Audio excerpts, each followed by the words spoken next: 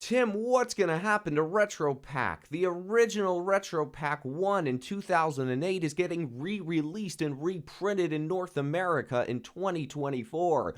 Even worse, they're going to have the same artworks, the same rarities, the same foiling, the same descriptions on the cards, the same types, and everything's going to look the same. So what's going to happen to Retro Pack 08 original cards? They're all going to zero.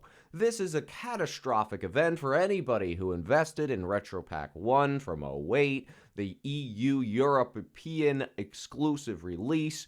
What a mess. Everybody sell it all. It's all going to zero. And this new re-release in 2024 to North America is going to come crashing down, and all those prices of the 08 original Retro Pack 1 stuff is going down the tubes. I'm here to say, everybody, don't panic. Don't worry. Everything you see on Instagram, everything you see on the forums, everything you see on Reddit, to where everybody's saying this is a whole crash, and how could you, Konami, destroy the collector and investor market by re-releasing Retro Pack in 2024? I have a news flash for you. And this is, again, preface this, my opinion. A random dude with a Yu-Gi-Oh scream in the background giving my personal opinion on this matter, so please do not make any decisions based on my opinion.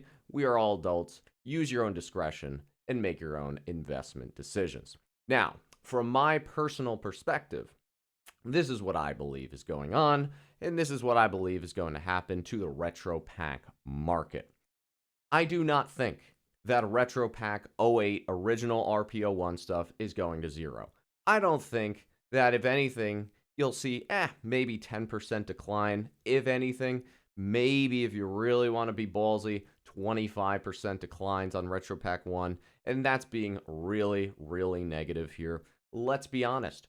You're going to say, well, there's no difference between the cards. They all have the same attributes, the same rarity, the same descriptions, the same kind of style. So how is this any different? It just creates an easier access point, no barrier to entry, to the lower end crowd to try and get in on Retro Pack. But there is a huge difference here, folks.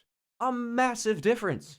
You look at the bottom of the cards, and the bottom of the reprints have a different copyright year than the actual original cards. And you might be saying, well, this is such a subtle difference, right? This is such a subtle difference that, people are still going to lose money on original Retro Pack stuff. This is so far from the truth. And there are so many reasons why this is so far from the truth.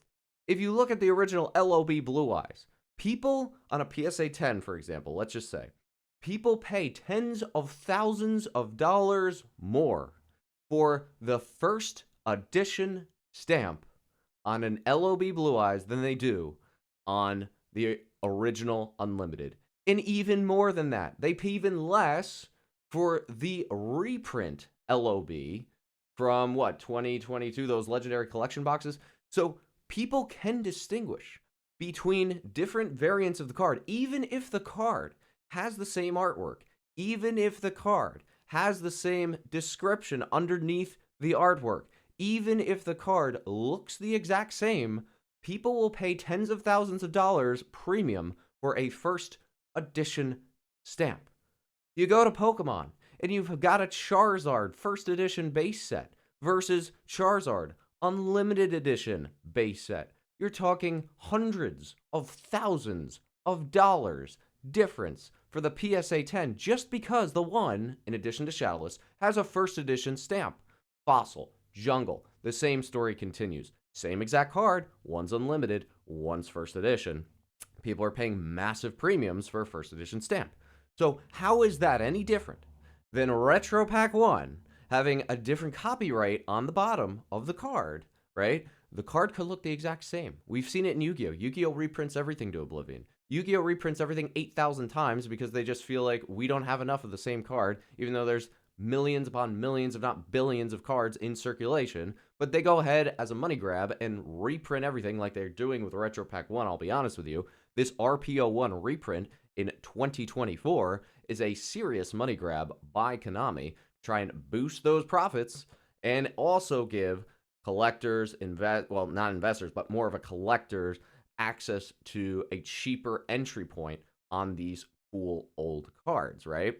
So what they're doing is they're just saying, okay, let's print free money, right? It's not going to affect the investor market or the collector market because the bottom of the card has a different copyright date.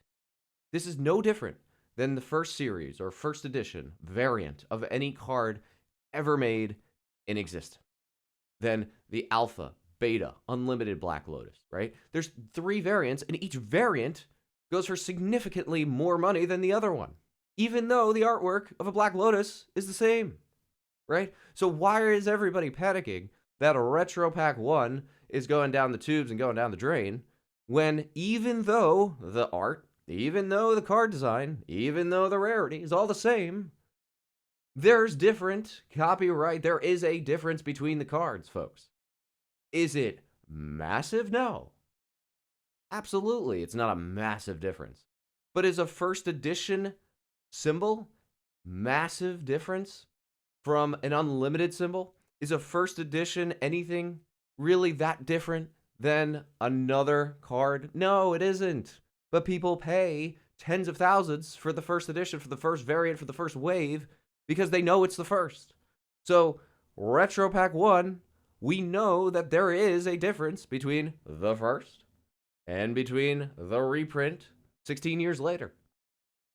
And this preface holds true for anything sports cards, for anything TCG cards, for anything comic books, for anything collectibles. Everyone wants the first of something, right? People will pay so much more for the first, even though they look the exact same. Novels, books, right? They want the first run of a book, right? And if it says first edition on it, you're talking tens of thousands of dollars difference. So why is everybody panicking? Why is the world burning here with this Retro Pack 1 release or re-release in 2024? There's no rational reason for people to lose their pants, for people to throw things out the window, for people to start selling their houses because of this, right? No panic is needed. Absolutely no panic is needed. Okay, will it affect some of the prices of RP01, the originals? Again, I say yes. I think there's possibility that it could, right? Because you've got more supply of RP01 out there, even though it's the second edition, second wave, second variant. It's more accessible for people who wanted the card. So if someone wanted that secret rare Blastsphere or Copycat or Cyber Harpy Lady, right? Someone wanted that secret rare just for their collection, but they can never afford it, right? It was just out of their budget. It was out of their price range. Totally fine. They could go and buy the second wave version of these cards, right? These secret rare cards for a fraction of the cost, if not a fifth or sixth of the cost. And they'll be happy because they'll have the entire set of secret rares, RP01 for a sixth of what the originals cost. And they're happy that they have those cards. So yes, it can deter potential buyers from the original stuff just because the cost of entry is so much cheaper. The barrier of entry is so much lower than you would see if there had just been that one wave of RP01. Of course. So yes, that's going to deter a few buyers here or there, right? But for the serious investor collector that wants the original, that's willing to pay thousands for a secret rare from this set, I don't see this deterring them. They're still going to look at RP01 and say, okay, yeah, I want it, but it's kind of like going and say, oh, you know what? I'm going to go buy the fake Rolex. I'm going to go buy the fake Gucci. I'm going to go buy the third-party, whatever it is, right? Third-party monitor, the third party. Yeah, it's cool. It might do the close to the same job, right? But it's not the original. It's not the same thing, right? It even, you go to video games and you go to controllers, right? It's like, I could go buy an N64 controller on Amazon for $10 or buy the OEM controller for $20, right? If you just want the controller and you don't care about, necessarily the Nintendo logo on it, yeah, go for the third party, right? It's going to cost you a little less money. But or Pokemon games, the real fake Pokemon games. If you want the real thing, if you want the original thing, then you go and pay for the original thing.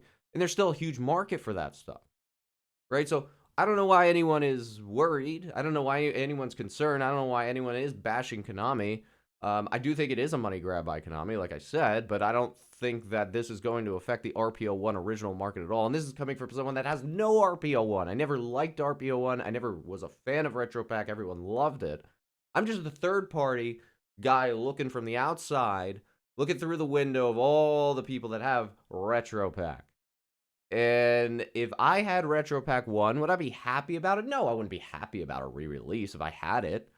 But I'm not going to say it's the end of the world. I'm going to say I still have the original.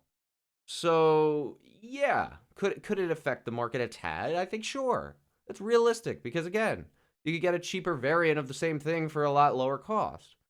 But for the people who still are the hardcore collectors investors, sure, they're still going to pay what it takes for that PSA 10 Blastsphere Copycat Secret Rare. They're going to pay whatever it takes. They're going to understand the value between the two. The casual collector is not going to really matter.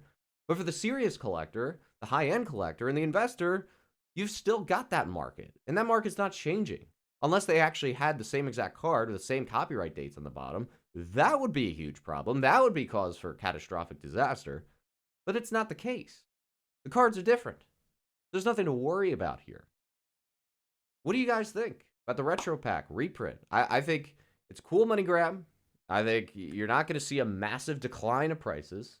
And I just think it's more accessible now to a lot of people. And you've still got the high-end collectors or investors that want the stuff. The old stuff. The 08 stuff.